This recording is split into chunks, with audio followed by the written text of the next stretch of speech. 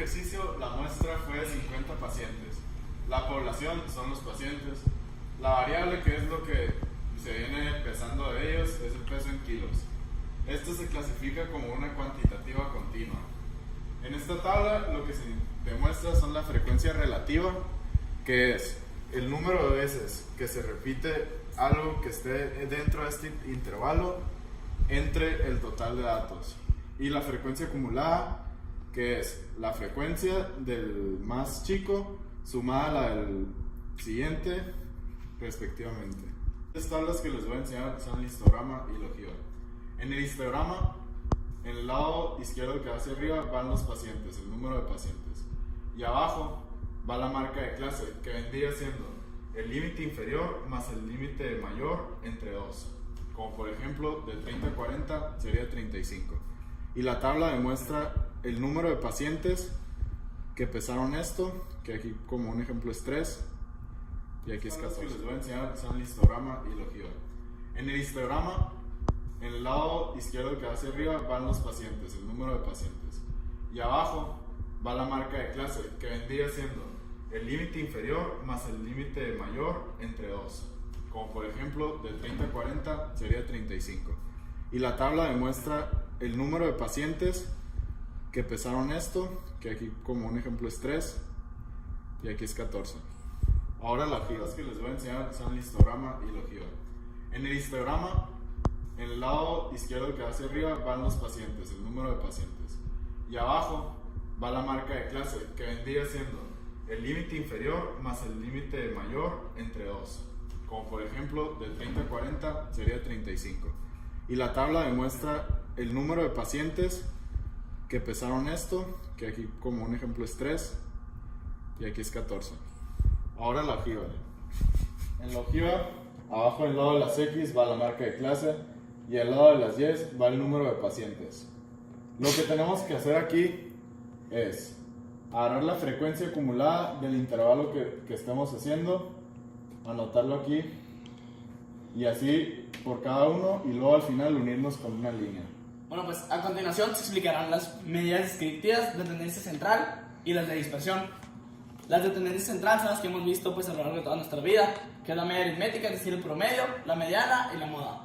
La media aritmética, pues en este caso se saca sumando todas las... Pues primero que nada multiplicas la marca de clase por la frecuencia. Es decir, la marca de clase, que es lo que nos explicaron ahorita, que era 35, por la frecuencia, que es 3. Esto se va a ir sumando de todos los renglones y al final se va a dividir entre n, que n es el número total de datos. Es decir, pues sumando todas las multiplicaciones de esto entre 50. Luego también está la mediana, que esta ya tiene una forma más elaborada de sacar, que pues primero que nada tienes que usar L. L se refiere pues al límite inferior de la clase mediana. En este caso pues buscamos dónde se encuentra nuestro dato mediano, y como vemos que son 50 datos, la mitad 50 entre 25 y 26, es decir, en este renglón, es por eso que nosotros agarramos este. Y el límite inferior de 50 y 60 es 50. Entonces empezamos con 50 más el número total de datos es 50 entre 2 menos FA. FA se refiere a la frecuencia acumulada anterior a la clase mediana. Es decir, pues nosotros agarramos este como nuestra clase mediana, es decir, 17. Es por eso que aquí pues lo estamos llevando a cabo, ¿no? 50, que fue nuestro límite inferior, más 50 entre 2, 25, menos 17, sobre FM. FM se refiere a la frecuencia acumulada en el renglón de la clase mediana, es decir, 30. Por 10, que es por seno, que C se refiere a nuestra amplitud, que entre cada intervalo hay 10 números, o sea, 40, 50, 30, 40, hay una amplitud de 10 en cada uno. Luego, para sacar la moda, pues primero que nada tenemos que buscar el límite inferior, pero ahora de la clase modal, es decir, la clase que más frecuencia tiene. En este caso, pues vemos que es este renglón, ¿no?, que tiene 18 veces en este intervalo. Entonces, como nosotros agarramos el límite inferior, pues aquí usamos 60.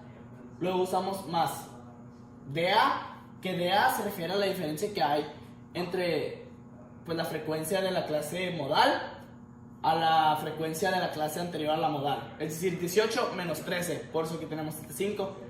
Aquí, si se fijan, volvemos a usar DA, que es 5 entre 5 más DM. No, perdón, dp. Este se refiere pues a la frecuencia de la clase modal menos la frecuencia de la clase después de la modal. Es decir, 18 menos 2. Por eso tenemos 5 entre 5 más 16. Y otra vez vemos que está la C, que se refiere a la amplitud, por eso fue por 10 otra vez. Luego, con las medidas efectivas de dispersión, pues la primera es el rango, que esta es la más fácil, en donde nosotros agarramos el dato mayor menos el dato menor, es decir, 80 menos 30, por eso es que es 50. Luego, está la varianza. Esta pues se representa con la variable s cuadrada, y esta pues se saca, pues primero que nada, restando la marca de clase de cada renglón, menos la media, que es la que ya tenemos aquí, y esto lo ponemos al cuadrado.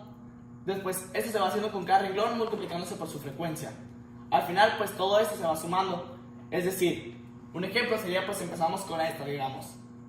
3 por, paréntesis, marca de clase, la marca de clase que es 35, menos la media, que es 55.4 al cuadrado.